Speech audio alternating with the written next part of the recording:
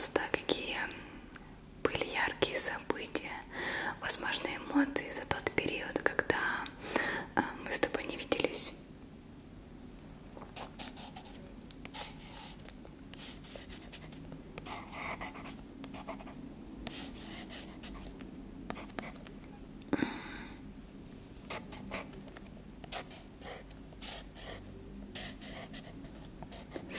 Хорошо.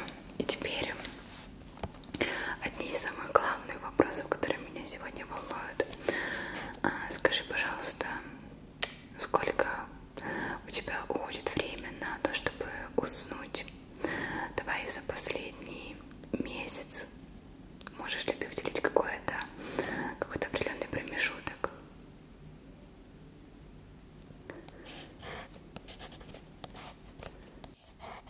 Хорошо.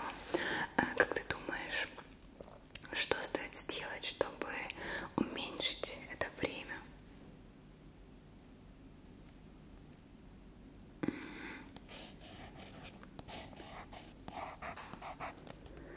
Ну да, возможно.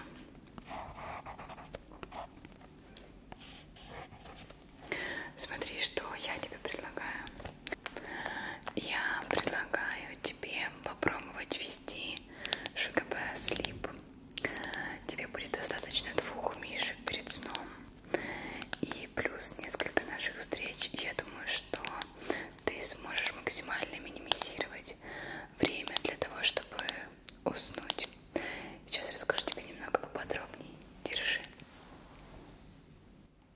ШКБ – производитель жевательных витаминов. ШКБ Sleep – витамины для сна, которые имеют ряд преимуществ. Первое и самое важное – мармеладные мишки улучшают сон благодаря всего 8 витаминам, такие как мелатонин. Это природный гормон, который сообщает телу, когда пора ложиться спать, и регулирует цикл сна. Магний способствует выработке мелатонина в организме и оказывает естественное расслабляющее действие. Теанин, который обычно содержится в чае, помогает поддерживать спокойное и расслабленное состояние. Витамин В6 увеличивает естественную выработку мелатонина. В одной упаковке находится 60 мармеладных мишек, что рассчитано ровно на 1 месяц использования. Лучше всего принимать витамины в течение как минимум 3 месяцев, но наилучшие результаты достигаются через 6 месяцев. Ссылочку на сайт, где ты сможешь оформить заказ, я оставлю в описании под этим видео. Сегодняшний тест поможет нам разобраться в тебе немного детальнее и подробнее. Это поможет нам найти инструменты, которые помогут именно в твоем случае. Дело в том, что люди в основе своего поведения и восприятия мира, грубо говоря, делятся на 3 типа. Возможно, про некоторые типы ты уже ранее слышал. Это экстраверт, интроверт и амбивент. Что нам даст сегодняшний тест? Мы сможем более четко понять склонность к какому типу есть у тебя. И от этого будет зависеть некоторые нюансы твоей жизни. И я думаю, то, что у тебя раньше могло вызвать определенные трудности в жизни, в работе, то сегодня мы сможем составить такую небольшую инструкцию для тебя, которой ты сможешь следовать и понимать, что все в порядке, просто я реагирую вот так вот. Хорошо.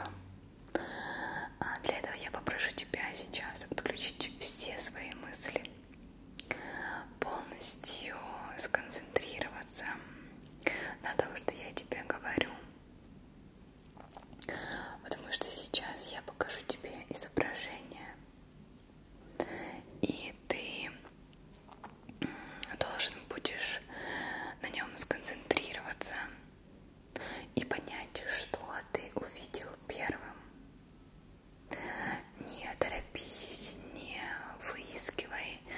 Спокойно, на это может уйти несколько секунд. Я подожду, все в порядке. И как только я тебе покажу изображение, ты спокойно дышишь, смотришь на это изображение, и потом я тебе задаю всего лишь один вопрос, который поможет определить тот самый тип. Договорились? Сделай несколько вдохов. Подготовь себя к спокойствию, потому что сейчас тебе нужно быть максимально расслабленным. Договорились? Ну что, на счет 3. 1, 2, 3.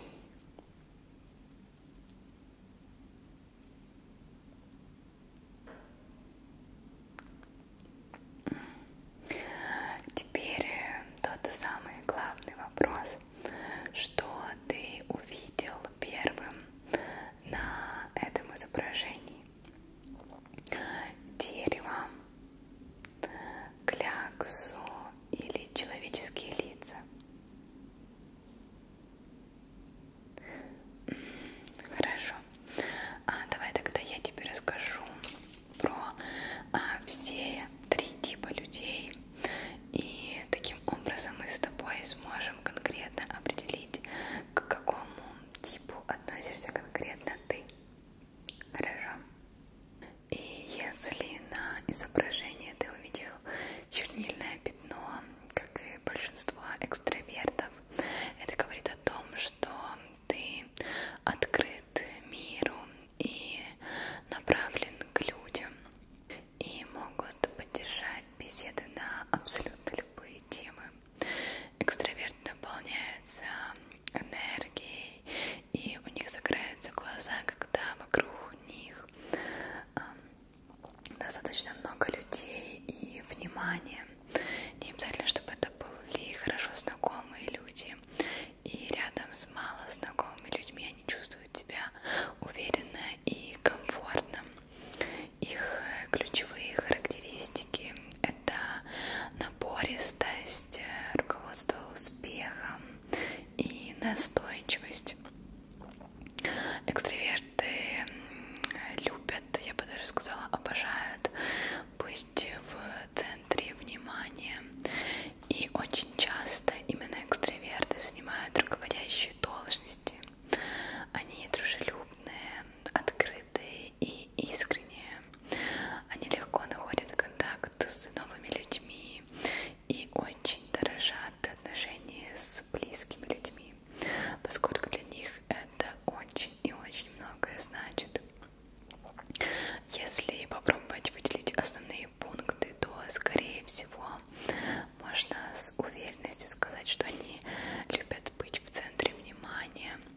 Они не очень любят монотонность и рутину. В этот момент они гаснут, и им кажется, что их предназначение не движется, что они затянуты куда-то не туда.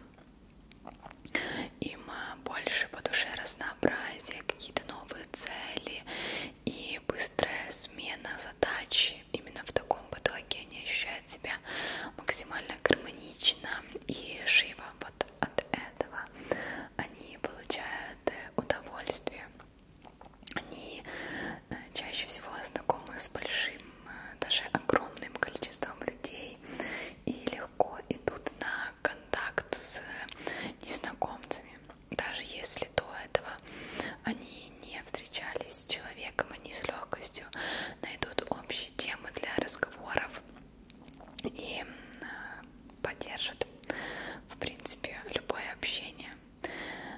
Их очень так заводят интересные рабочие задачи, и они берутся с удовольствием за выполнение задач абсолютно разной сложности, но только в случае, если они им интересны. Это не те люди, которым можно дать какие-то рутинные задания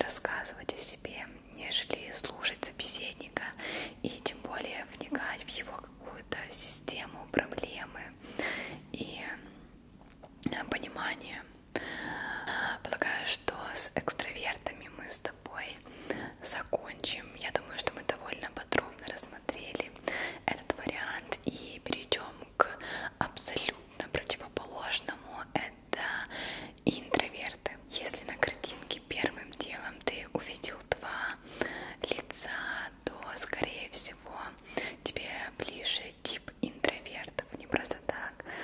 Я вначале сказала о том, что это полная противоположность экстравертов. Такие люди чаще всего концентрируются именно на своем ощущении, на своем внутреннем мире, нежели на окружающих. Интровертов сложно назвать общительными, но в случае, если у вас завязывается разговор и тема для интроверта интересна, то он будет прекрасным собеседником и, скорее всего, багаж его знаний в этой теме будет довольно-таки обширный и глубокий. Кроме того, если наладить довольно хороший контакт с интровертом, то, скорее всего, вы много чего узнаете интересного, поскольку эти люди с очень богатым внутренним миром и с постоянным желанием узнать как можно больше о теме, которая их интересует. И чаще всего это не слова собеседника, не чужой опыт, а собственноручно найденные факты и прожитый опыт. Поэтому основной упор интроверты делают на собственный опыт, на собственные знания, но никак на слова других людей. Это вообще для них последнее по значимости фактор в восприятии их мира. Интроверты любят читать, планировать свои дела и больше всего любят работать в тихой и спокойной обстановке. Чаще всего интроверты пользуются такими фразами, как «мне нужно подумать» или «не могу сразу сказать, нужно проанализировать». Вот такое сомнение у них прослеживается в общении. Чаще всего они отдыхают в одиночестве или рядом с близкими людьми, друзьями.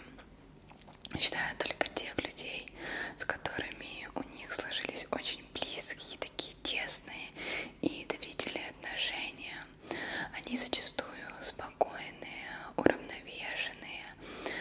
Сначала думают 7 раз, потом 1 раз говорят. И они не любят мультизадачность, они любят выбрать одну очень четкую, конкретную задачу и следовать плану, не перегружать себя работой. И в случае, если ты, как и я, первым делом обратил внимание на дерево, увидел дерево в этом образе, то, скорее всего, это говорит о том, что ты больше склонен к амбиверту. Это такая некая золотая середина между спокойным интровертом и гиперактивным экстравертом. В зависимости от конкретной ситуации амбиверты могут себя вести как интроверты или как экстраверты. Если им некомфортна ситуация, если люди, которые их окружают, не вызывают доверия, то они погружаются в себя. И наоборот, если им достаточно комфортно, спокойно в ситуации, то они очень такие активные, общительные и ведут себя как экстраверты.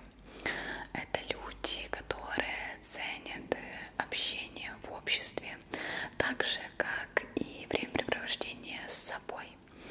Они могут побыть наедине, думать, мечтать, планировать, но при этом не прочь пообщаться с людьми, если им комфортна ситуация. Если честно, было исследование, которое доказало, что 68% людей относятся именно к амбивертам, что как бы больше половины. И это то, о чем я тебе говорила, что, во-первых, это не хорошо и не плохо, и, во-вторых, нет очень четкой градации, то есть есть какие-то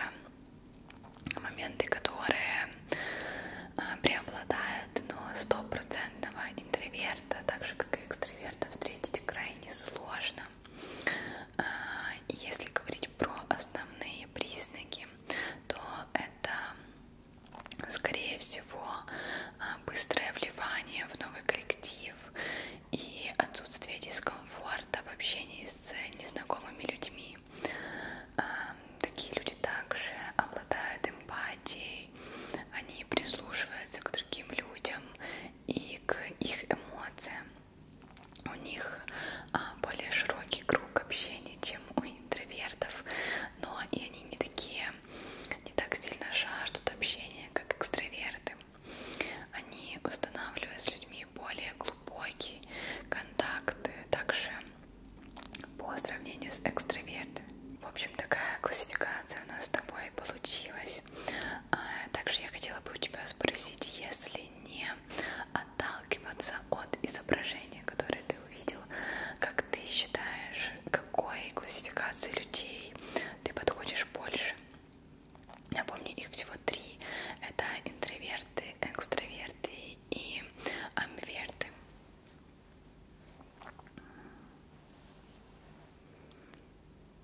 Ну, смотри, чем как бы полезно узнать, к какой категории ты относишься, это тем, что ты четко понимаешь свои сильные стороны, можешь на них делать упор.